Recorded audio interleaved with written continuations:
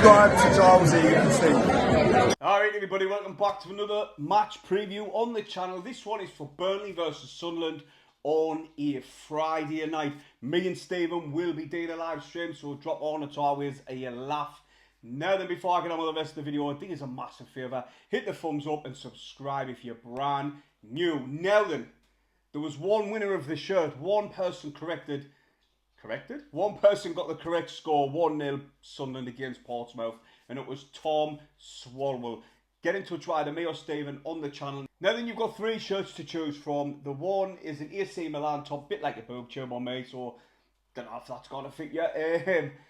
The Illuminous green one, medium size I think, and this season's third kit, the blue one, is a XL, bit like a boob tube on Steve, so I didn't know what you're going to pick, but let me and Stephen know on either Facebook, Instagram, Twitter, whatever. Now then, we'll kick things off with the Stoke game. That Stoke game reminded me of the time when we played them in the league.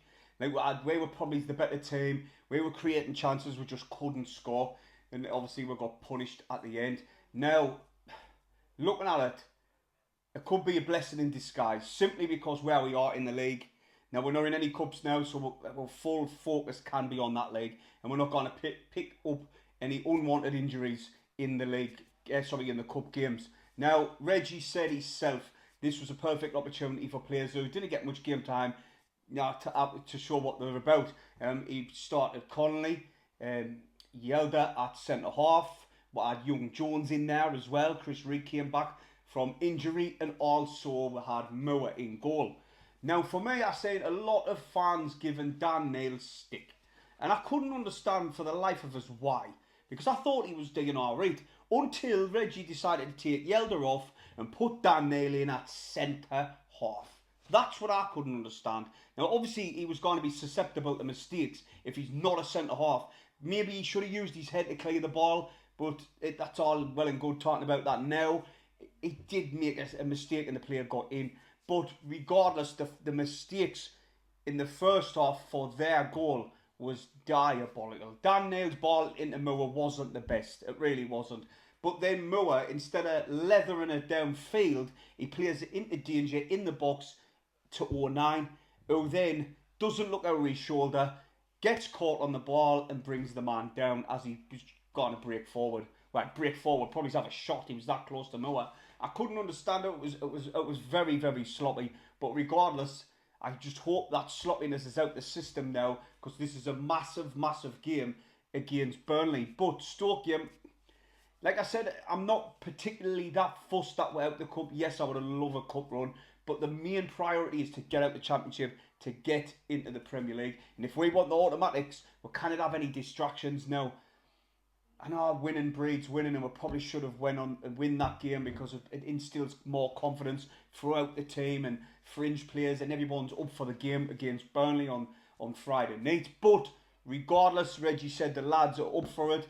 You'll have seen the rumours, what Reggie said in his press conference about Connolly going to Millwall. Me personally, he's only started 2 games.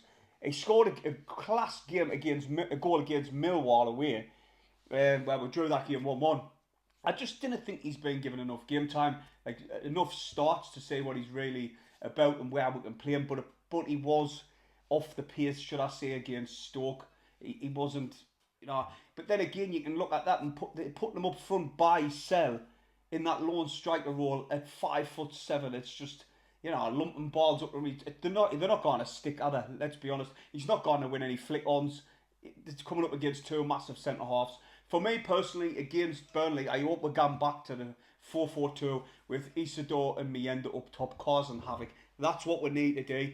But the Stoke game, like I said, the FA Cup, I wasn't particularly bothered. Like, I know this has been a topic of discuss, like, on social media and all that, and people's been saying, the magic's gone and all that, which it has. Just look how many people were there. There wasn't that many people there.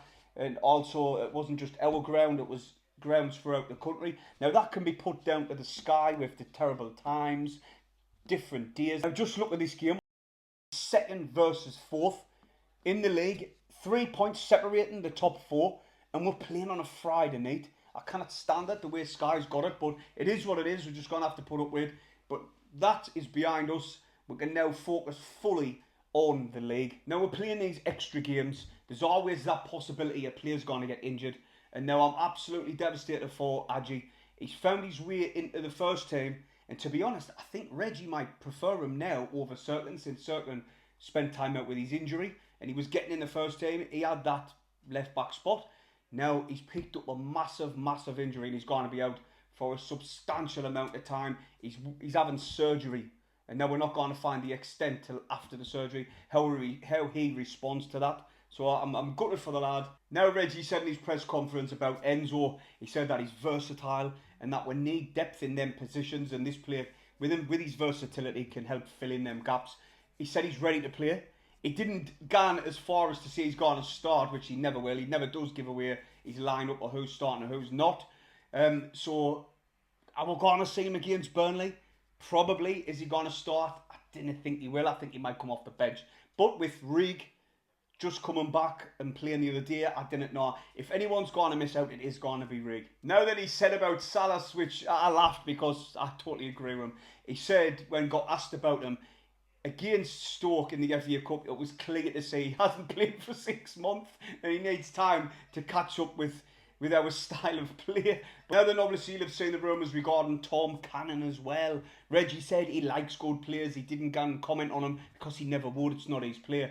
But Leicester City have recalled him, and you've seen the rumours that we tried to gun for him with the obligation to buy if we gun up. Now, I'm to and fro, and I think it's a bit of a gamble. Now, if Leicester thought he was ready for the Premier League, they would tack him. So we obviously are in the Championship. Plenty game time. Maybe he can develop a bit more in these 20 games. Then he may be ready to gun up next season. But £13 million for a player who hasn't played in the Premier League, I think that's too much. In my opinion, I do. But I hope I can eat my words, and we did gun up, and he plays really well if we're gun up in the Premier League. But that's all hero there. He scored 9 in the league, or 11 or 12 goals in all competitions. 4 goals came from penalties. And 4 goals came in a game against Portsmouth. Let's be honest, Portsmouth is shite. So, you know, the stats are a little bit deceiving. I've spoke to a few Stoke fans. Some are saying they're gutted about it. Some are saying he'd be pedestrianary in the game, and then all of a sudden he'd pop up with a class goal, and you're like, where did that come from? So I'm not too sure about this one. If we're going to spend money, I reckon we should go for that Mendy again, who we were linked to before the start of the season. Now, he looked like a really good player, and he's French. He fits our model. So then, Burnley. Listen, for me, I'd want to go back to 4-4-2 against these. But looking at it, Burnley probably is the best team. They are the best team in the league defensively. They've only conceded 9 goals. They've scored 31. And in the last 24 games, get this, they've only lost once. Now, they've drew 10. They've won 13, and like I said, they've only lost the 1. In the last, I think they scored 11 goals in 10 games, which isn't the best. They didn't blow teams away. They literally win by the odd goal, or maybe 2-0 in the odd game. But they didn't blast teams off the park, but they still managed to win games and keep clean sheets. They've kept 7 in 10 games, which is outstanding. Now then, this league is really tight, and with a win on Friday, as Sunderland could go second. Now, Leeds have got 53 points. Burnley and Sheffield United have got 52. Sunderland have got 50. And then there's a drop-off of 9 points to Middlesbrough. Like I said, Sunderland have done really well to keep there and thereabouts. And this is going to be like a 6-pointer in my eyes. Like, temporarily, we can go second, because obviously teams have got to play on Saturday. But nonetheless, if we can get a win there, it's going to put us there and thereabouts for the top 2. Regarding the top 2 in the automatic, Sunderland are taking it serious with the signing of Enzo. Now we're looking at Tom Cannon, Brennan Diaz as well. Signs are on the up for Sunderland. Well, I wouldn't say so much on the up, but they're looking positive this window. Very early on, got that deal done. And now let's push on and get some more bodies in. And with no other distractions from any other cups, we can properly gun for this game. But Burnley are knee push-overs. They're on merit.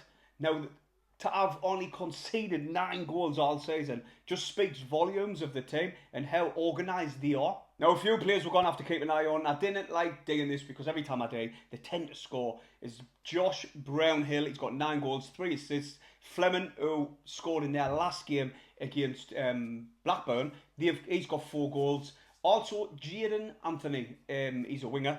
He has got 3 goals and 2 assists.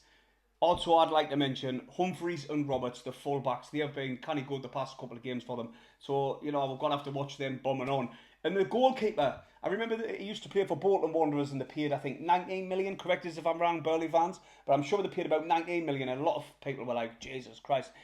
Because we were saying if a League One player's worth that, what Sunderland team player's worth? But apparently he's heavily linked to Newcastle. Believe it or not, didn't dig it. If you're going to dig it before Friday. But if not, didn't dig it. And Burnley on Friday, I think this is going to be a very hard game down at Turf Moor. They're very organised, very disciplined at the back. And we've only conceded 9 goals all season long. It's absolutely amazing, let's be honest. Scott Parker's got them very tight and it's going to be hard for us to try and break them down. Now then, form though, looking at it, these are better away from home. The first in the league in the last 5 for away, and the 5th for at home, and 3rd overall. But you know how form's like, it doesn't mean now, especially with big games like this. I thought Sheffield United couldn't cope with, so we forced them into mistakes with the pace of Isidore and Meander up top. So looking at it, it's going to be quite exciting come the end of January because apparently Brown's going to be back then. Then we've got Watson and Mundell to come back not too long away. And then a few others. Also, we've got bodies to come in as well. So we'll have a very strong squad in the next 3 to 4 weeks. Now our gang, Roberts on one side, O'Shea's on the other. And Daniel and Job in the middle of the park. And I would also have Hume. Serkin's got to come back in, obviously, with Adji's injury for me. I like Serkin as well. Now the 2 in the back. O'Nine's been doing quite a few mistakes recently, in my opinion, but we know what qualities he can bring to the team. But for me personally, Ballard and Mepham. And then again, I don't know, I do like O'Nine alongside Mepham with that extra security and stability. Mepham's got a very, very good footballing brain, so I would probably bring in O'Nine with Mepham. But we wouldn't be too partial to saying Ballard alongside Mepham. And obviously Patterson comes back in goal for me. Now then, score prediction time. This has got 0-0 written all over on it. But I'm going to go for a Sunderland 1-0 away win. That's it for me from now. Hit the thumbs up, subscribe if you're new, and I'll see you in the live stream on Friday.